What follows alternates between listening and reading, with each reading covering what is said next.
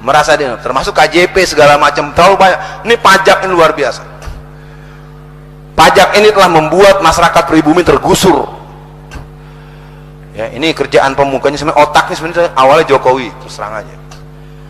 Jokowi itu benih-benih sepihaknya masih ada. Itu watak PKI yang suka aksi sepihak. Mau bukti? Libur 1 Juni. 1 Juni itu adalah Pancasilanya PKI. Sekarang kan 1 Juni libur nasional kan? Kapan dibahasnya? Dibahas dengan siapa? Nggak boleh dong, negara ini bukan negara pala lo. Negara bukan negara pribadi, bukan negara punya kamu Jokowi, negara kita. Tahu-tahu 1 Juni libur, Pancasilanya tahu. Pancasila yang kelima itu adalah ketuhanan, ketuhanan nomor 5. Ini adalah Pancasilanya Marxis. Tapi apa, udah libur, yang nentukan presiden, sepihak. Sikap aksi sepihak itu watak kader komunis. Nggak mau musyawarah, seenak perutnya aja, itu dia kan ngurus negara. Negara kan memang bukan muslim semua, tapi muslim kan mayoritas. Masanya gara-gara mengakomodir yang minoritas dianggap tidak ada, kurang ajar betul. Harus diberhentikan jadi presiden kalau begitu. Ashhadu an la ilaha illallah wa ashhadu anna Muhammadan abduhu wa rasuluh. Allahumma sholli ala Muhammad wa ala ali Muhammad. Qala Allah Ta'ala fil Qur'anil Karim, a'udzu billahi minasyaitonir rajim, bismillahirrahmanirrahim. Innamal mu'minuna ikhwatun fa'aslihu baina akhawaykum wattaqullaha la'allakum turhamun. Qala Rasulullah sallallahu alaihi wasallam, rahimallahu man hafiza lisanahu wa arafa zamanahu wastaqamat tariqatuhu. Pagi ini buat saya adalah pagi yang bersejarah untuk datang kembali ke Surabaya. Keaktifan saya dalam gerakan melawan kebangkitan PKI adalah di awal dari gerakan di Surabaya sejak tahun 90-an akhir.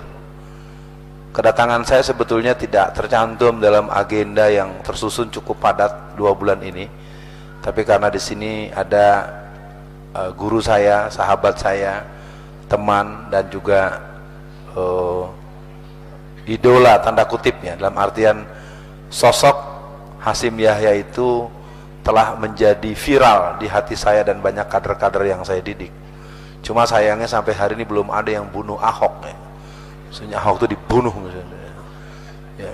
Jadi pada pagi ini kepada yang saya hormati Ustadz Fahim, saya bilang pada beliau pengajiannya ringkes, dalam, dan semoga menjadi dasar start materi kita pada pagi ini. Kepada semua, beberapa teman-teman dari Pasuruan, teman-teman Gresik, dan hari ini saya akan bicara soal PKI agak dalam nanti di PDM Muhammadiyah Surabaya, dan tablik akbar nanti malam di Lamongan mungkin akan lebih luas. Kalau hari ini saya coba mengajak jamaah menyadari dulu, ini makhluk yang satu ini terlalu jauh. Kalau bahasa Betawi, kita udah ketelatan, kita sudah terlambat membahas Cina, karena Cina itu seperti penyakit jantung, jantungnya udah pakai ring, jantungnya udah susah ngalirin darah. Pilihannya memang cuma 2 ya. Pertama, Allah menyembuhkan secara total, tidak ada yang bisa bantah, dan yang kedua mungkin harus ada dokter yang ahli operasi jantung yang memang keahliannya diberikan anugerah yang hebat oleh Allah Subhanahu wa taala. Perbincangan kita pada pagi ini sebetulnya membuat saya agak kurang paling tidak ya harus saya coba sampaikan. Memang ini dilema. Penyampaian materi ini bisa berarti semangat, bisa juga membuat kita jadi pesimis. Kenapa? Karena keadaannya kita sudah terlambat. Makanya pilihan ini biasanya menjadi penting kalau kita nanti melihat bahwa gerakan Cina ini, kalau boleh saya awali misalnya. Secara nasional Cina sudah menguasai 72 sampai 74% sertifikat tanah yang menjadi resmi di atas tangan mereka dengan menggunakan akses BPN, Badan Pertanahan Nasional. Di Jakarta, dalam catatan yang saya tahu, Jakarta itu sudah 87% sertifikat tanah Muslim itu di tangan Cina Kristen. Jadi benteng perjuangan kita besok tinggal tanggal 19 April untuk membuat negeri ini menjadi Indo-Cina Raya atau tetap Indonesia. Orang bilang ini berlebihan, orang bilang ini terlalu mendramatisir. Tidak. Ahok ini adalah contoh yang paling lengkap dengan logo Palu Arit, logo salib dan bintang David. Ya, fenomena Basuki tidak bercahaya purnama itu, ini merupakan fenomena yang sangat perlu dibaca dengan baik. Kita tidak tahu kelakuan mereka karena di branding terus oleh televisi. Semua stasiun TV, baik Metro TV maupun Kompas TV, itu dua tipu-tipu itu selalu membuat Ahok seperti seorang malaikat, ya, malaikat yang baik, orang yang mulia, orang yang suci, padahal dia penuh dengan sebuah kerja-kerja yang mengerikan. Nah, kita coba batasi dulu supaya nanti materi ini bisa berkembang. Kita mencoba menengok bagaimana kelakuan orang-orang Cina dari awal. Jamaah perlu tahu, Cina dari awal itu adalah sebagai kuli. Di zaman-zaman penjajahan Belanda, Cina itu diperankan sebagai kuli. Tetapi kuli ini kemudian naik pangkat ketika orang-orang Belanda ingin bermain cantik dalam menjajah Indonesia. Maka mereka memerankan orang-orang Cina sebagai mediator, ya, sehingga akhirnya mereka membuat kita kaum muslimin, ya, menjadi masyarakat yang menjadi budak di negerinya sendiri. Dan ternyata terjadi di mana-mana. Kalau jalur Jawa Tengah, Jawa Timur saya agak sulit menyebut dengan spontan, tapi Jawa Barat, Banten, Jakarta saya sebut satu, kasus Cianjur. Di Cianjur itu ada Lembah Karmel. Lembah Karmel itu pusat pendidikan para pendeta. Tahun 67 orang-orang Kristen itu membeli kurang lebih 20 hektar tanah. Sekarang tanah di sana sudah di atas 1000 hektar mereka kuasai. Masyarakat banyak yang bertani, yang berkebun, yang bertambak, dan bekerja secara pelayanan pengelolaan tanah. Dan mereka menjadi buruh harian, menjadi pekerja harian yang digaji harian di tanah bekas tanah mereka. Jadi saya tidak bisa bicara lebih jauh kecuali memang membuat saya, ya Allah. 2 bulan lalu saya diminta mengisi daurah syiasah di Malang. Ada pengalaman yang perlu saya sampaikan di sini. Di Malang itu, di sekitar Kota Batu, Kabupaten Batu, Kota Malang, itu tanah-tanah masyarakat secara cepat sudah mulai habis. Di sekitar Kota Batu itu harga tanah 1 meter itu 3 juta rupiah per meternya untuk beberapa pinggiran dan pusat-pusat kota yang agak ke dalam sedikit. Nah, kawan-kawan yang mengerti persoalan tidak mau menggaransi atau mendisposisi dijualnya tanah itu. Ada kejadian seorang masyarakat yang punya tanah cukup luas, sekitar 10 sampai 20 hektar. Cukup luas lah kalau dia punya tanah seluas itu. Harga tanah yang cuma 3 juta rupiah itu dia ditawar oleh orang Cina, dia melepas dengan harga 30 juta. Dengan harapan tanahnya tidak dibeli. Yang terjadi apa? Ternyata ketika disebut angka 30 juta, maka orang Cina bilang, saya beli semuanya. Jadi saya himbau buat para jamaah, ini permainan sedang gila-gilaan. Sebetulnya mereka tidak kuat, kecuali memang banyak pengkhianat. Tokoh-tokoh masyarakat dengan atas nama ulama, dengan atas nama ustadz, dengan atas nama pimpinan pondok pesantren, justru mereka yang sering menjadi para calo. Itu yang saya susah membahasakan.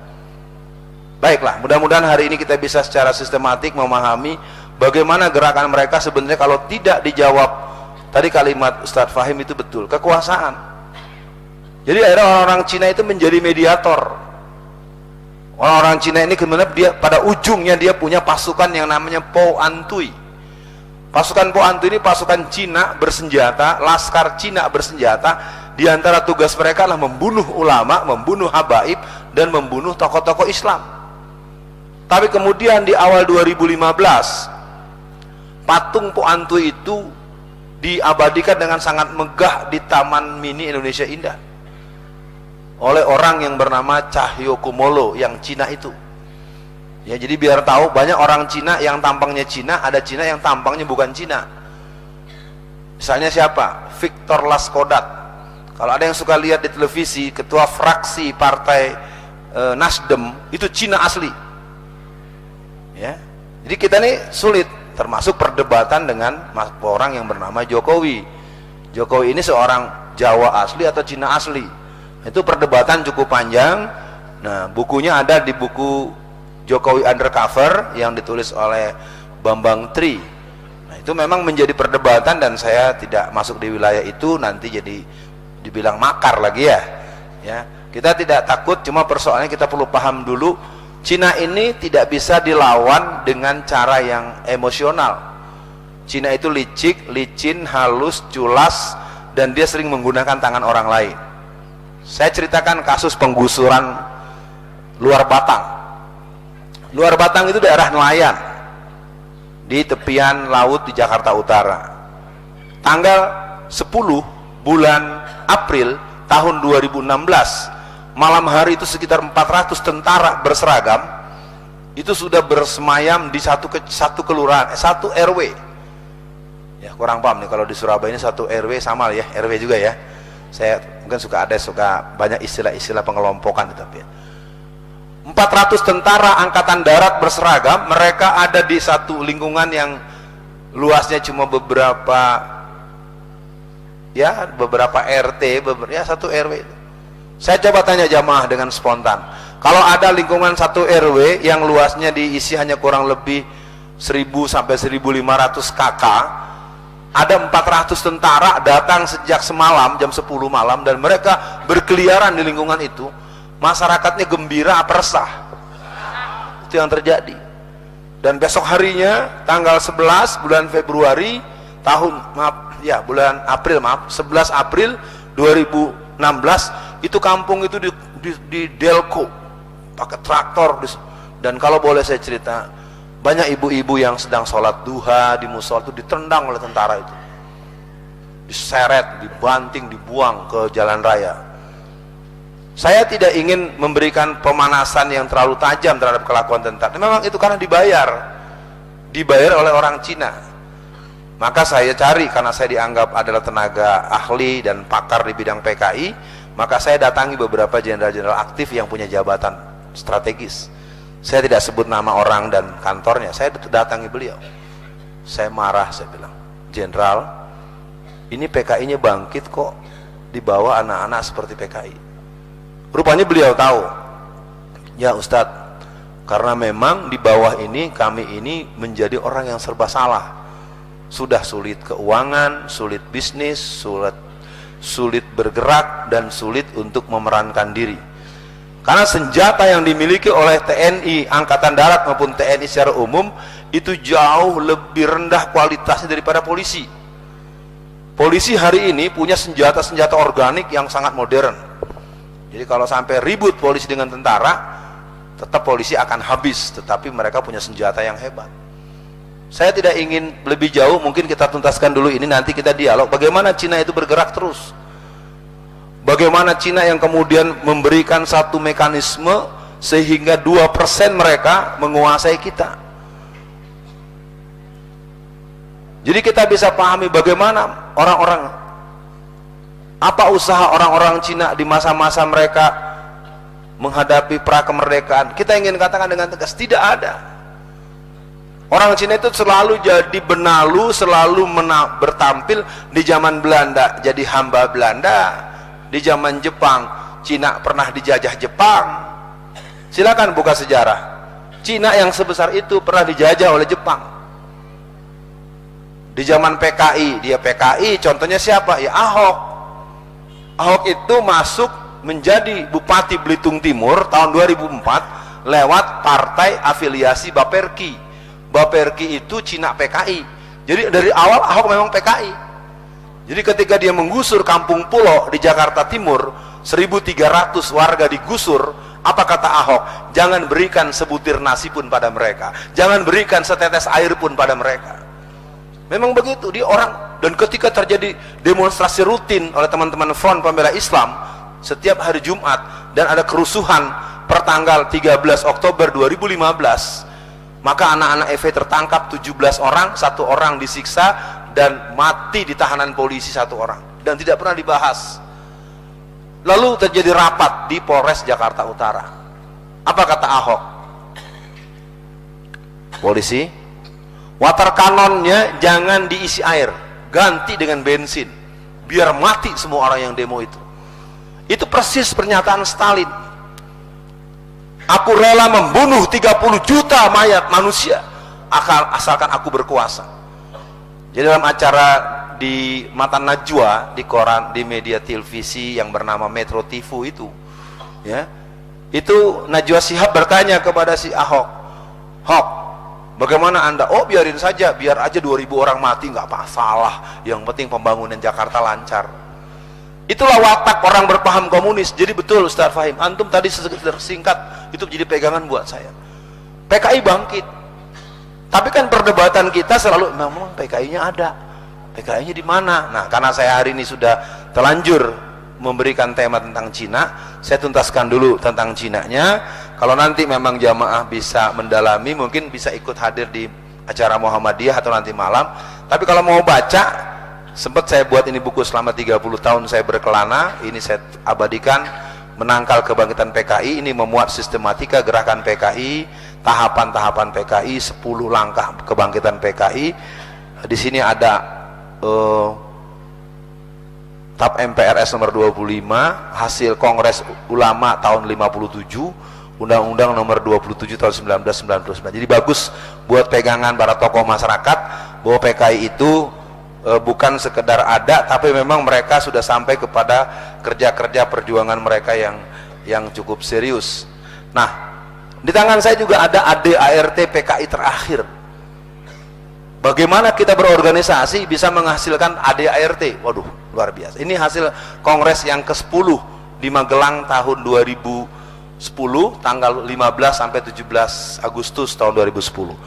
Kongres yang ke-8 di Sukabumi Selatan, yang ke-9 di Cianjur Selatan, dan hari ini saya tidak menduga Ustadz Fahim itu membuka kalimat komunisme. Memang komunisme cukup sulit masuk ke dalam frame berpikir masyarakat, karena emangnya ada PKI. Yang jelas pernyataan Polda Metro Jaya Muhammad Iriawan yang dia bilang nggak ada itu PKI, mengada-ada saja PKI itu. Yang jawab langsung Riamiza Triakudu. Apa kata Pak Menhan, Menteri Pertahanan? Barang siapa orang yang mengatakan PKI tidak ada, dialah PKI-nya. Tolong camkan ya, bukan Alfian loh yang bicara. Alfian cuma mau kasih tahu itu, ya. Untuk nanti detail kita bisa putarkan filmnya nanti di PDM Muhammadiyah saja. Karena kalau dibuka di sini bolak-balik pindah-pindahin slide lama. Ya, artinya pada hari ini saya ingin mengatakan berbicara Cina sebetulnya bicara situasi yang sangat berbahaya. Ya, karena Cina ini bekerjanya mengarah kepada pekerjaan-pekerjaan bergerak-gerak, padahal saya tidak melakukan ini nih.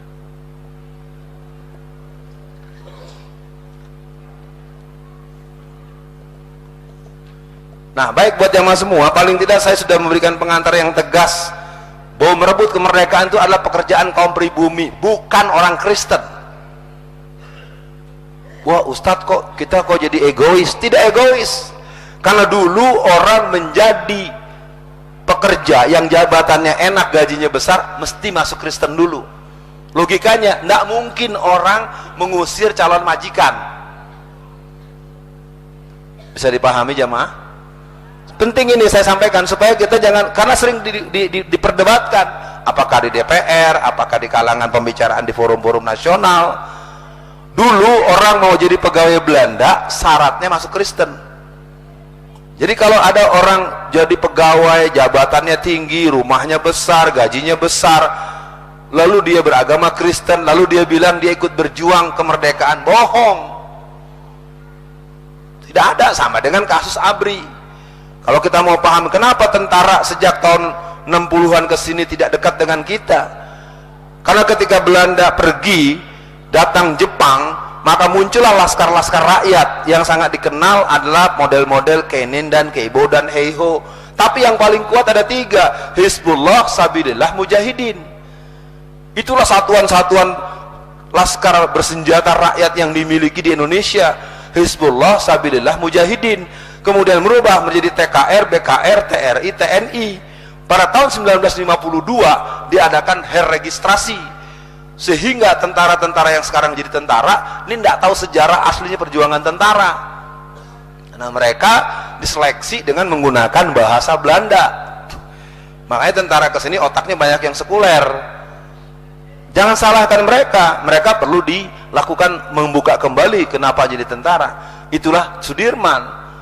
Jenderal Sudirman itu diketahui oleh banyak orang, pertama dia turun untuk menghadapi agresi Belanda, yang kedua dia mendapatkan perintah dari pengurus besar Muhammadiyah untuk total membackup itu. Sama dengan Bung Tomo. Kalau Bung Tomo sebagai eksekutor daripada resolusi jihad. Jadi kalau ada warga NU yang tidak mau berjihad menegakkan syariat Islam, itu berarti nyasar. Oh iya, itu kan hasil ulama-ulama tahun 1930-an. Perubahan-perubahan kemudian itu karena tadi tahun 63 mereka backup Nasakom, lagi-lagi komunis. Saya tidak ingin terlalu jauh, nanti ada yang tersinggung.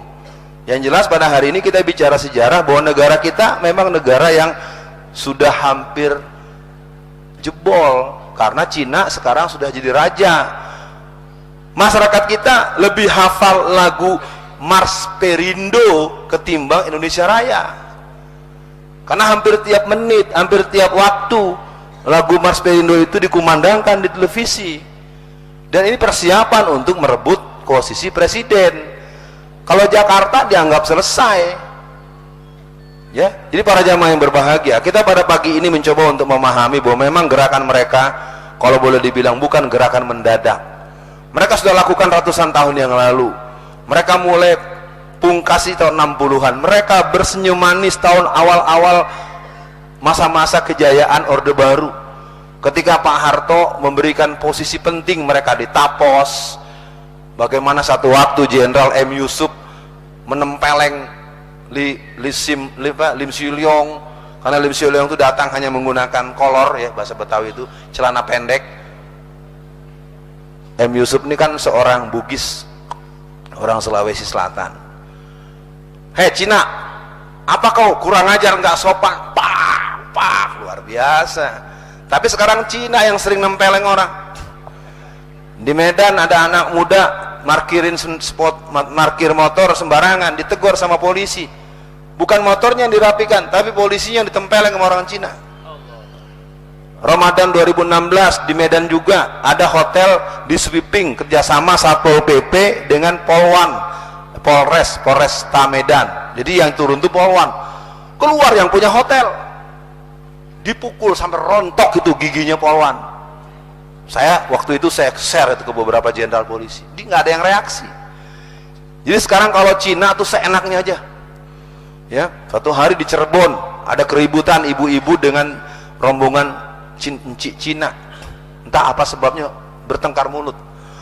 Lo orang pribumi, kalau enggak ada gue, lu enggak ada yang mau hidup, lu bakal mati. Lu hidup gala-gala orang Cina. Bayangin tuh. Jadi luar biasa orang Cina ini kalau dibahas banyak dari urusan lalu lintas. Di Jakarta ada kasus, kita semua juga di Surabaya mungkin ada jalan yang cuma satu jalur kan? Halo? Ada kan jalan yang cuma satu jalur kan? Bagaimana seorang Cina melawan arus dengan jalur yang cuma satu, menggunakan mobil? Bisa nggak Bapak bayangkan? Ini jalan katakanlah harusnya hanya ke sini saja, dia jalan melawan arus. Lalu ada seorang sosok masyarakat, dia mengambil handphonenya, direkam. Pak, salah jalan. Terserah gua, lo libut aja, lo pribumi. Saya foto nih Pak, saya film ini, rekam terus. Sedang debat, datang polisi. Saya tanya mantu, ini orang jalan udah salah nih lawan arus, di foto, direkam, datang polisi. Polisi wajarnya negur yang bawa mobil apa negur yang rekam? Ternyata yang dimarahi yang rekam. Hebat kan? Itulah Cina. Jadi Cina ini sekarang memang udah merasa, makanya mesti dipersiapkan. Kalau udah keterlaluan, didaftar saja Cina-Cina yang kurang ajar, dipotong palanya. nggak ada lagi, udah nggak bercanda, karena mereka punya program sebagaimana Ustadz bilang. Tapi pesannya tentu jangan sembrono, adakan tim intelijen khusus dicatat.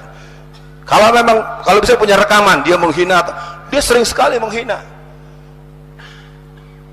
Di mana saya yakin, apakah di Surabaya, apakah di Jakarta, apakah di Medan, mesti kita tahu adanya preman, jagoan, carok. Tapi kalau ketemu kiai pasti, Pak Yai kemana? Bayangkan Kiai Haji Ma'ruf Amin ditunjuk-tunjuk mukanya sama si Ahok. Ini luar biasa. Ini hanya watak komunis aja yang berani menghujat ulama. Preman yang paling nakal, yang paling berandalan, yang paling beringas, yang paling kejam, kalau berjumpa dengan seorang ulama masih tetap, dari mana Pak Haji? Kalau di Sunda badai kamana? Begitu. Jadi memang sekedar diketahui bahwa gerakan ini harus dibaca dengan mendalam, karena di kepolisian dari Kapolrinya sendiri mengatakan komunis itu tidak ada, dan dianggap komunis itu tidak ateis. Itu catat, boleh direkam, boleh di-share kemana-mana. Jadi Kapolri sendiri mengatakan bahwa komunisme itu bukan ateis. Berarti kan dia nggak pernah belajar sejarah, nggak pernah memahami fakta sejarah, dan tidak memahami dasar-dasar komunisme secara mendalam, walaupun dia doktor S3 dari Amerika. Ya itu saya dapat bukan ngobrol biasa, kita sudah intens berdebat, dan tapi karena merasa pejabat dia bilang jangan khawatir dengan komunis. Nah kita catat Pak Iriawan. Nah sekarang kita teruskan, apa yang perlu kita catat? Indonesia menjadi butuh bantuan Cina, dan akhirnya kita berketergantungan dengan Cina. Siapa saja sekarang, kalau Cina libur kita bingung, toko tutup, fotokopian tutup, ini tutup, ini tutup. Kalau Cina libur kita kelimpungan. Dan catat baik-baik bahwa Cina hari ini memang sangat menghina kita. Dia sangat menghina kita, dan dia bilang apa? Pokoknya tenang aja, kalau umat Islam kaum pribumi mah yang penting dikasih duit. Dia mah kalau dikasih duit juga belain kita. Itu yang mereka tahu. Maka yang mereka sangat takut adalah para ulama-ulama, para tokoh-tokoh masyarakat yang tidak mau diberi sesuatu oleh dia. Cuma saya nggak pernah lihat ada yang nolak sih, karena besar Pak ngasihnya. Nauzubillah. Semoga kita termasuk orang yang berani menolak kalau dari mereka. Ya memang keadaan tidak ringan. Sekali lagi saya ingin katakan, apa yang saya katakan nanti akan bisa kita bahas dalam tanya jawab. Karena gerakan Cina ini sekarang sudah tinggal pasang, menang Ahok, dia akan kibarkan bendera Palu Arit. Jadi Ahok ini merupakan pintu masuk, gelombang.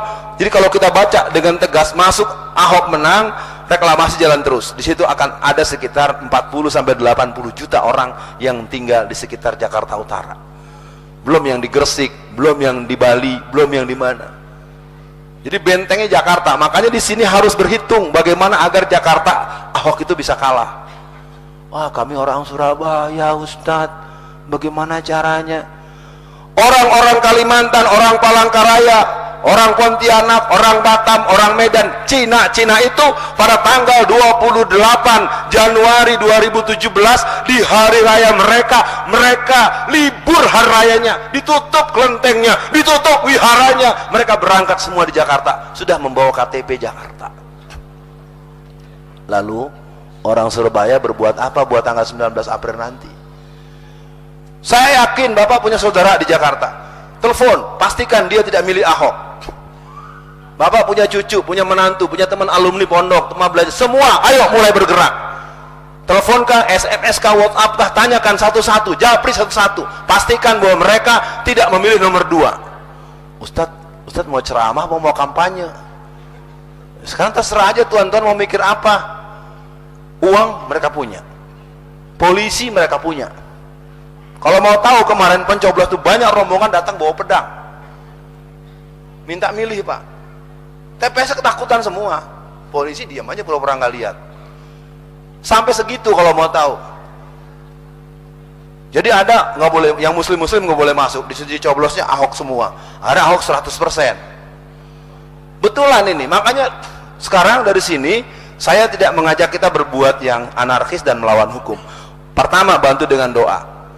Kedua, yang punya saudara, teman alumni pondok, teman sekolah, mungkin ada kemenakan, ada mantu, ada anak yang sedang kuliah, atau saudara yang dipastikan punya KTP Jakarta, tanya dulu, kamu nyoblos apa nanti tanggal 19?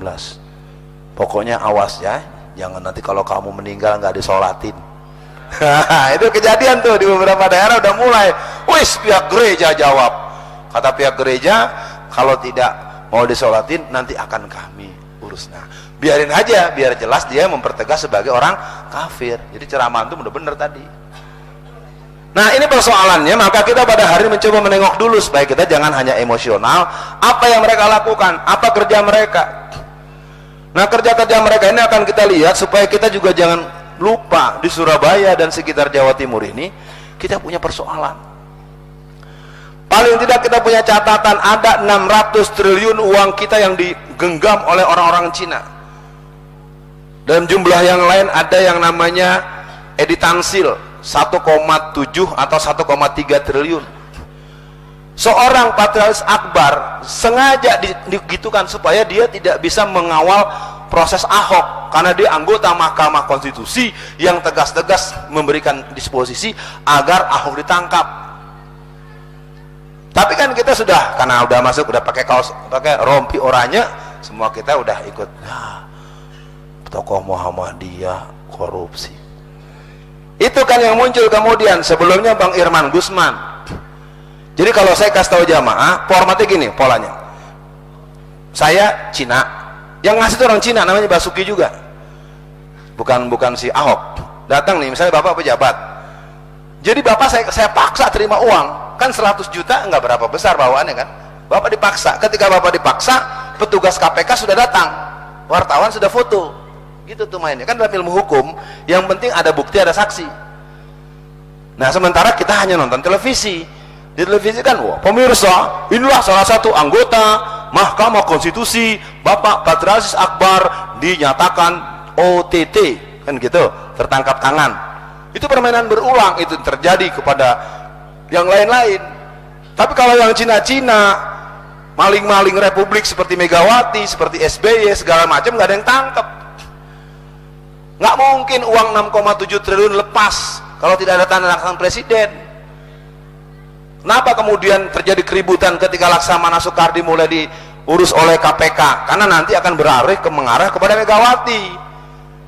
Jadi uang yang sebanyak 600 triliun ini sebagai sebuah bancakan BLBI, belum lagi sambungan Indosat, belum lagi sambungan blok gas tangguh, belum lagi kapal tanker. Jadi korupsi besar-besar itu dilakukan oleh orang-orang yang dianggap tokoh. Apalagi kemarin terang-terangan menghina agama dan mengatakan tidak ada hari akhirat, jelas komunis. Nggak ada lagi. Jadi gerwaninya udah memproklamirkan diri. Bahkan di Surabaya juga yang mengatakan akan mencabut FPI sampai ke akar-akarnya. Ingat itu. Jadi yang menyatakan itu Satgas atau DPC PDI Perjuangan Surabaya. Kalau sampai mencabut FPI ke akar-akarnya, kalau secara organisasi kita nggak ada masalah. Ente maksudnya mencabut FPI atau mencabut Islam ke akar-akarnya? Itu akarnya. Maka untuk hari ini pembahasan Cina adalah bab kita untuk menegaskan bahwa memang bab jihad sudah depan mata kita. Takbir. Jadi hari ini kita akan lihat bagaimana mereka bergerak, apa yang mereka lakukan. Pak Karno saja yang mungkin tidak terlalu kita lihat sebagai idola, bagaimana kata beliau? Lebih baik saya makan gaplek tapi merdeka daripada makan bistik tapi jadi budak Cina. Luar biasa. Beliau dulu punya keluaran undang-undang atau peraturan yang namanya PP 10. Orang Cina itu tidak boleh punya usaha bisnis sampai ke bawah, hanya boleh paling tinggi di ibu kota kabupaten dan ibu kota madya. Sekarang sampai ke ujung, dari yang namanya sendal, yang namanya beras, yang namanya telur, yang semua punya dia. Nanti kita lihat bagaimana detailnya mereka itu berbuat, dan tentu saya harus batasi sampai kita berdiskusi dengan mendalam. Zaman reformasi, kalau yang tidak cukup tahu keadaannya, ketika kerusuhan tanggal 13-14 Mei, yang namanya bandara, apa Juanda, apa Bandara Soekarno-Hatta, itu bandara-bandara, mobil-mobil, pesawat-pesawat yang Boeing 74 itu besar, penuh isi uang semua, dan mereka berangkat ke Singapura dan berangkat ke Cina. Jadi ketika reformasi bergolak, terjadi kerusuhan, itu orang-orang Cina itu pergi dari Indonesia membawa uang dalam jumlah yang sangat besar. Jadi mereka sebenarnya tidak ada cintanya kepada Indonesia. Mereka itu memang warga negara Indonesia, tapi mereka bukan bangsa Indonesia. Beda dengan orang Arab. Orang Arab itu jelas, Raja Salman datang ke sini, walaupun belum tentu menuntaskan, tapi minimal menghibur kita dari kekejaman Cina yang kurang ajar. Cina cuma 1,6 triliun yang direalisasi, yang lain jumlahnya sekian ribu triliun cuma dalam kertas dan janji-janji di atas kertas. Raja Salman konkret dengan menginvest sebanyak 300, dan itu semua tanpa bunga, nol bunganya. Jadi pada hari ini kita coba untuk di bagian apa kita akan mengambil peran. Kita akan tengok bagaimana gerakan reformasi, bagaimana mereka. Jadi kelompok Cina memang sudah terlalu jauh. Di Jakarta itu kalau ada keributan, warga dengan warga, warga dengan aparat, "Tuh, gue bilangin Ahok lo, gue bilangin Ahok lo." Sampai gitu, Pak. Jadi mereka kalau udah salah nih, parkir salah atau apa, ditegur sama aparat, aparatnya dilawan. "Tuh, gue bilangin Ahok." Jadi Ahok itu udah seperti memang hero, pahlawan buat mereka. Dan catat pilkada kemarin, seluruh Cina 100% milih Ahok. Yang katanya paling galak, paling protes, ternyata nyoblosnya Ahok juga.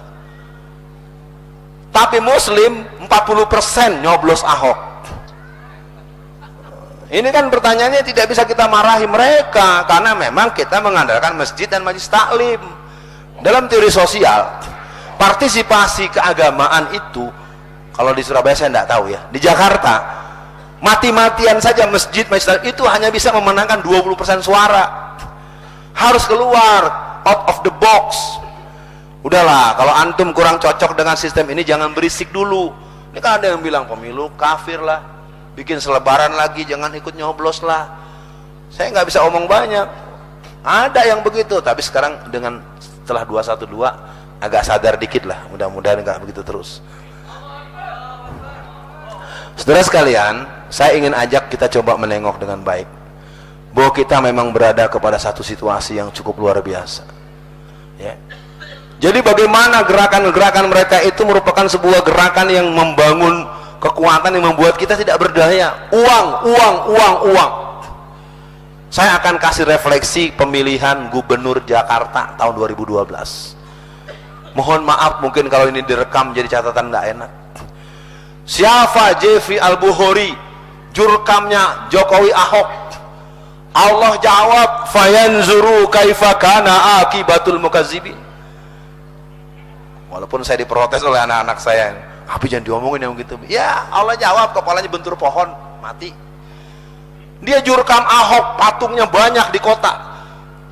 Suryani Tahir, Mubalighah terkenal Jakarta juga, Ridwan Saidi juga. Kalau mau tahu, kita menghadapi situasi berat ini karena pengkhianat yang pernah memenangkan Jokowi tahun 2012. Terus terang saja, saya sudah ingatkan waktu itu. Ketika saya ceramah kemana-mana mengingatkan itu, mereka tidak ada yang membantah. Tapi apa yang saya alami, setiap saya mau keluar, setelah saya isi pengajian atau tausiah, Ustaz, uangnya mana buat kami? Ustaz kan habis kampanye. Jadi saya menerangkan jangan pilih Jokowi Ahok, itu dianggapnya saya tim sukses. Saya diminta rata-rata minta 200 juta. Saya bilang astagfirullahaladzim, saya ini bukan tim sukses. Saya bilang saya kebetulan memang aktif politik, saya memang membidangi analisis intelijen dakwah, dan saya mempelajari gerakan PKI. Jadi penjelasan yang saya sampaikan tentang bahaya Jokowi Ahok pada tanggal 20 September tahun 2012 itu, sepanjang ingatan saya, di mana saya menerangkan, masyarakat terima. Cuma ujungnya kalau saya mau keluar, kalau bahasa Betawinya, boro-boro diongkosin, yang ada gue dimintain duit. Benar-benar minta, Pak, nggak ngomongnya nggak malu-malu. Ustadz kan udah ceramah tadi soal itu. Ntar kita pilih deh, bukan Ahok, tapi mana 200 juta aja. 200 juta tuh aja, kecil kata mereka. Saya tidak bisa lebih jauh. Mari kita lihat bagaimana mereka berbuat, dan kita sampai kepada kerja-kerja mereka. Strategi Cina menguasai Indonesia, yang pertama menguasai tanah dan lahan. cara mereka sistematik dan biasanya menggunakan tangan oknum ustadz, oknum ulama, oknum ya, dan oknum tokoh yang didengar omongannya oleh masyarakat. Saya tidak berani bicara Jawa Timur, Jawa Tengah, saya bicara Tangerang aja lah. Tangerang ini saya ketua Majelis Syuro Masjid Tangerang Raya. Saya malu ceritain, tapi saya ceritakan faktanya. Tanah-tanah rakyat itu habis karena memang yang jadi calo, kalau di Surabaya calo apa? Calo ya? Ya begitu. Masyarakat yang bodoh, masyarakat yang tidak pernah mondok, masyarakat mereka tidak mau sembarangan jual. Pak Ustadz, tanah saya ditawar oleh Sumarekon, kumaha teh Pak Ustadz, bagaimana? Karena Ustadz ditanya, Ustadz bilang, tenang, dicatat satu-satu. Ntar ada 1, 2, 3, 20, ntar dia yang nawarin ke sana. Akhirnya tanah itu dijual, dibeli oleh pihak mereka dengan harga yang ditentukan oleh si Ustadz. Terus terang aja, habis. Itu satu. Yang kedua, kalau tanah itu dia beli misalnya sebuah daerah 10 hektar, ini kalau saya beri kabaran buat bapak-bapak di sini, ibu-ibu di sini, dia beli tanah 10 hektar, tapi nanti dia akan bikin pagar, paham ya pagar ya?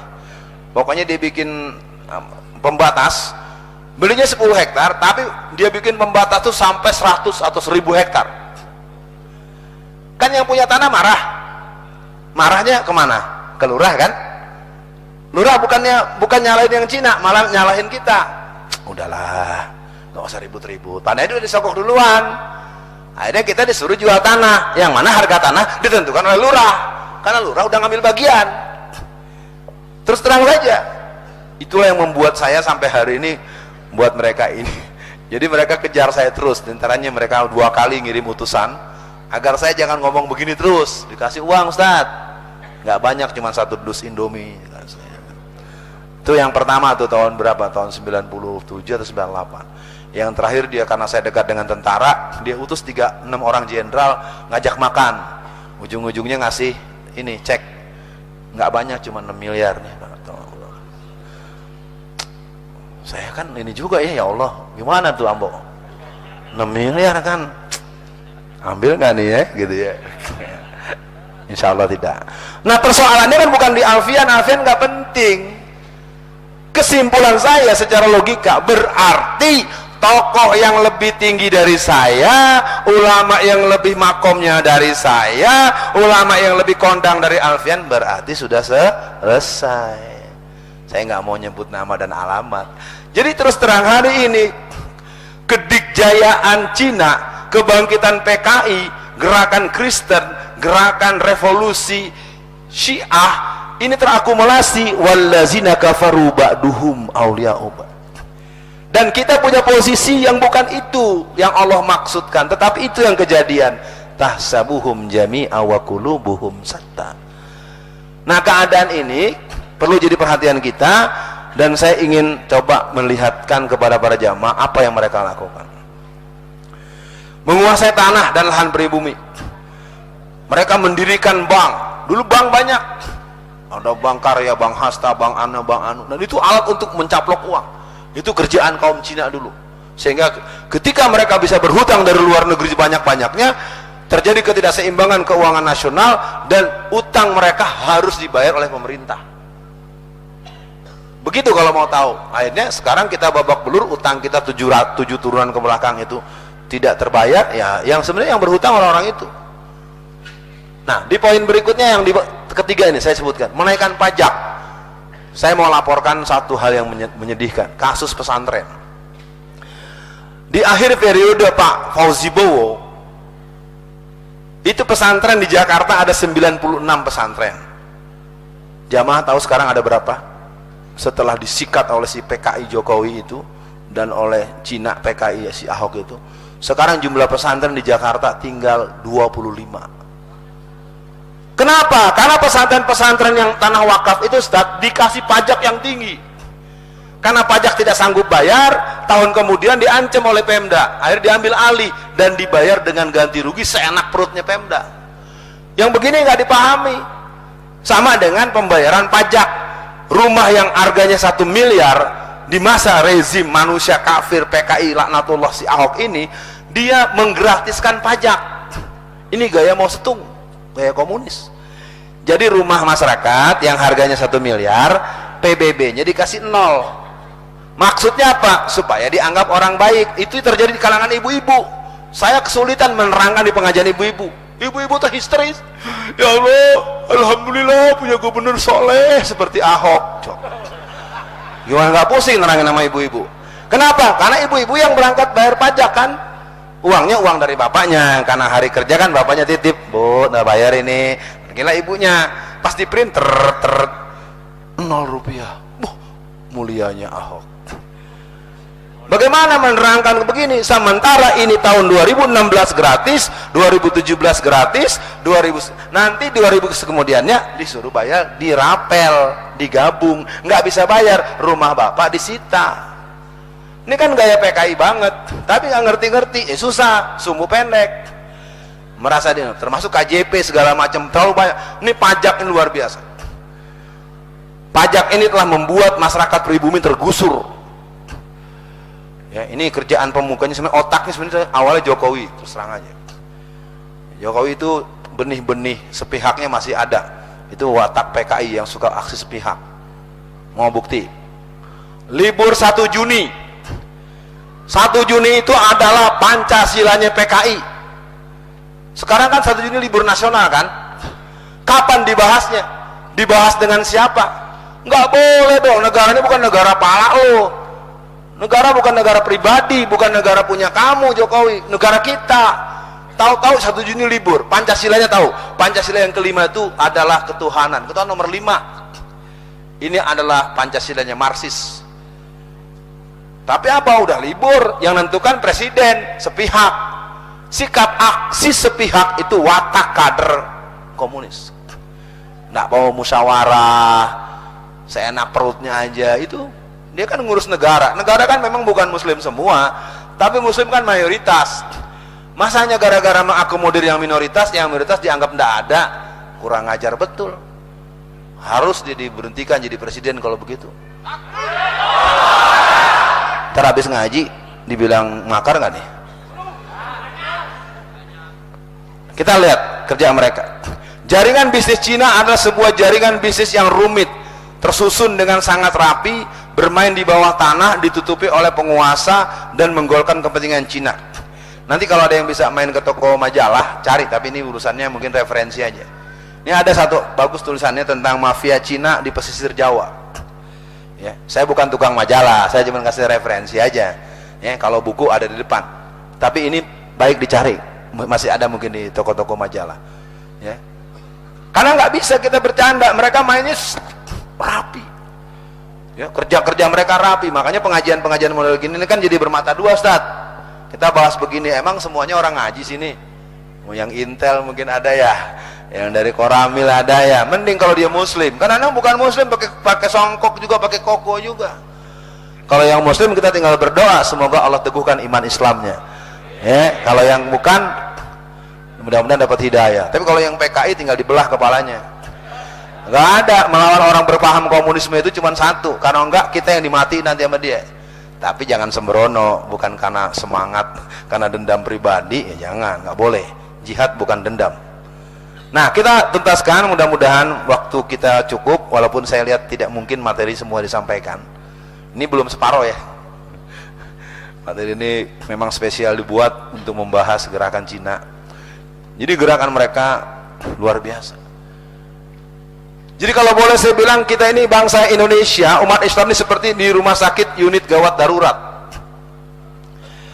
Saya konfirmasi dulu dengan jamaah nih. Ini udah pada pulang-pulang nih, 2, 3, 4, 5, 6, 7. Kalau pulang-pulang caranya begini, gue jauh-jauh dari Jakarta, lu pada pulang seenaknya, gue tutup aja pengajiannya. Ntar dulu, nanya dulu ya. Enggak, kalau 2 orang, tapi kalau sekali berlima, masa kan ada muat juga apa 5. Sampai selesai atau saya cukupkan sampai di sini? Udah, ya nggak perlu banget, jangan pada pergi dong, kan kelihatan sama saya nih ya. Ya udah ya, nanti diskusi mendalam. Nah, perang asimetris mungkin pernah didengar. Saya akan coba memberikan rincian saja bagaimana kerja mereka. Ya, mudah-mudahan poin yang terakhir ini jadi pegangan buat kita, bahwa mereka memang sudah sampai di posisi menguasai hampir semua sentral. Sayang film-film nggak bisa kita buka ya. waktunya masalahnya. Dan lagi saya dapat amanat nggak boleh ada suara musik, jadi serba salah saya ini ya. Tapi memang nggak boleh, ikutin aja dulu arahan. Nah, kita lihat nih sekarang satu-satu. Secara faktual orang Cina sudah melakukan penjajahan ekonomi bangsa Indonesia. Semua mall tiap kota di Indonesia 100% milik Cina. Importir barang, eksportir hasil bumi, pemilik toko, tengkulak, pemilik pabrik, pendukung semua, presiden tiap zaman, media cetak, udah semua dia pegang. Nggak bergerak kita nggak tahu bejatnya si Ahok mengencaplok uang yang ada di sumber waras sebanyak 400 miliar, nggak pernah dibahas. Bagaimana si Ahok membeli tanah milik Pemda? Bisa dibayangkan nggak seorang gubernur membeli tanah di tanah miliknya sendiri? Coba, orang gila kan? Tapi nggak ada yang mempersoalkan dia, Pak. 869 miliar korupsi itu dia. Ini Ahok udah kebanyakan korupsinya. Kalau dalam hukum agama itu sudah harus dirajam itu. Tapi malah dibilang pahlawan, pemimpin yang mulia. Apalagi ibu-ibu tadi bilang seorang Kristen yang soleh. Tahu ngaji di mana tuh ibu? Bukan di sini, Honol di Jakarta Timur, ya. Jadi kalau kita lihat apalagi yang mereka lakukan, kita coba tengok mereka. Saya lihat yang nomor atas, tolong disimak. Menteri pengamat politik yang namanya Maria El Kapangestu itu orang Cina. Dia tamat S3 tahun 1982. Saya ingat betul dia. Dia orang CSIS. Ketika dia menjadi menteri perdagangan, dia sudah membuat perjanjian dengan Cina tahun 2005 dalam bentuk Cina pasar bebas 2005. Tapi perjanjian itu dirahasiakan selama 5 tahun. Setelah 2010 baru diumumkan sebagai perjanjian dagang antara Cina dan Indonesia. Ini luar biasa, jahat. Tetap Cina akhirnya si Maria, walaupun dia orang Indonesia. Dia warga negara Indonesia tapi bukan bangsa Indonesia. Itu watak orang Cina. Jadi Cina itu ada yang namanya diaspora Cina. Beda dengan orang Arab. Kalau orang Arab itu ikatannya iman. Dia menyatu dan dia yang membela, dia yang menyatakan Indonesia merdeka di awal, langsung dijawab oleh Mesir, dijawab oleh negara-negara Timur Tengah. Ya, jadi jangan ikut-ikutan tuh bilang Arab-Arab. Ya, Arab datang kemarin bagi duit, Cina cuma buat catatan doang. Ya, orang mah duit beneran, cash tuh Pak, 300 sekian triliun itu. BLBI, daerah Jakarta segala macam, perkantoran gedung segala macam, toko elektronik. Yang terakhir, bawa senjata api. Jadi Anda hati-hati juga kalau ribut-ribut sembarangan, harus hitung-hitung. Ntar Anda baru dia keluar dari situ Anda ditembak. Bukan kita nggak berani mati ya Satya, tapi kalau mati cuma ngelawan Cina doang sayang. Kalau mati abis motong kepala si Ahok keren itu ya. Set gitu kan. Kepala Ahoknya kita potong, kita gantung di tiang listrik, bikin tulisan siapa menyusul. Baru keren kayak begitu. Saya yakin itu akan ada ceritanya, cuman persoalannya kan saya suka bilang masih ada nggak nih cloningnya Ustadz Hasim Yahya gitu ya, yang berani seperti itu. Takbir. Kalau tidak bentuk yang lain deh nanti ya. Saya juga lagi mikir-mikir saya kerja apa nih, jangan ngomong aja. Jadi kalau kita lihat lebih jauh lagi, mereka sudah di mana? Mereka punya pusat rekreasi, mereka punya pusat perbelanjaan. Saya tutup saja sampai di sini supaya ada dialog. Lipo Karawaci Tangerang. Per Desember 2016 itu keuntungannya 6,1 triliun. Yang belanja 98% muslim. Sejak tahun 2015 sampai 2016-17 dia punya dana 800 triliun untuk pengembangan lipo di seluruh Indonesia. Yang dijebol adalah Sumatera Barat. Dia ingin membuat yang namanya Siloam, ditolak oleh ulama-ulama Sumatera Barat. Tetapi Siloamnya nggak ada, yang ada Padang Landmark. Jadi ganti kulit, isinya sama aja. Maaf orang Padangnya ketipu juga itu. Ya. Duitnya besar. Jadi sekali lagi mereka menguasai hampir semua sektor. Jawabannya adalah memang harus kembali kita hidupkan kembali PP 10, atau kalau tidak yang paling dekat ini tanggal 19 April kita doakan dan kita dukung semampu kita, semoga Allah menangkan yang bukan Ahok. Cuman memang pembahasan jangan di forum terus karena nggak mempengaruhi suara. dipelajari nih kemarin TPS mana nih, TPS mana, itu memang harus turun di lapangan. Tapi kalau memang nggak perlu ya menangkan aja Ahok, biar sekalian berasa dijajah kan. Karena kalau Ahok menang, saya kasih tahu ya program Ahok. Pertama, Ahok itu sudah punya agenda menghancurkan 90 masjid yang dianggap basis pergerakan Islam di Jakarta. Satu. Yang kedua, sekolah negeri SD, SMP, SMA hanya akan menerima murid-murid orang Kristen dan Cina. Tiga, pengangkatan PNS 100% Cina semua. Udah program dia. Ingat nggak dulu pernah terjadi lelang lurah yang muncul Lurah Susan di Lenteng Agung, Pak Ustadz? Saya ceritakan, masyarakat protes. Ini kok lurah perempuan Kristen di daerah yang warganya 96% Muslim. Bapak tahu jawaban Ahok? Lo kalau bawel terus, kalau berisik terus, biarin ntar lurah Jakarta Kristen semua. Jadi si Ahok tuh nggak mau dianggap dia keliru, memang dia otaknya PKI, ya. Susahnya memang itu ngebunuh dia tuh belum ada yang nembus, bukan nggak ada yang kerja, lapisannya banyak, dari yang polisi, yang koramil, yang satpol pp, yang dukun beranak, dukun teluh, dukun macem-macem, ini mesti diterobos nih memang, ya. Kalau berani berbuat, kalau ditangkap jangan bilang Alfian yang nyuruh ya. Kenapa nih? Kata Ustadz Alfian suruh bunuh Ahok. Wah, kena semua ya. Kalau mau kerja kerja aja ya sendiri ya. Yang sampai terkena semua, ngembet Ustadz Alfian kena lagi. Kata Ustadz Fahim, wah, kena juga. Jangan, nggak boleh. Berani tangan mencencang, bahu memikul.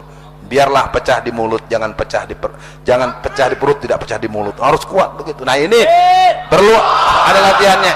Sampai di sini dulu. Ini baru 1/2 kurang dikit. Ya, atau lewat sedikit. Saya mohon maaf karena kita perlu dialog. Kalau bahas terus-terusan, kalau kuliah SKS-nya kebanyakan. Ya, ntar 4 SKS Anda belum mantep, udah pusing duluan, tutup dulu ya. Saya pikir lebih bagus dialog, dan saya minta keamanan agar bisa kerja dengan baik, supaya jangan habis nanya, habis maki-maki saya lalu pergi. Ya, nggak boleh maki-maki Ustadz ya, karena kader-kader PKI punya kebiasaan begitu. Di forum-forum besar begini, nanti dia acung tangan, dia caci maki narasumber, habis itu dia pergi. Nah yang begitu-begitu ya kita ajak gelut di luar aja ya, kalau mau berkelahi di luar saja. Saya pikir itu sementara. Bagaimana Bapak pemandu acara? Tentang nanti bagian yang hubungan dengan pedoman agama antum jawab nanti ya.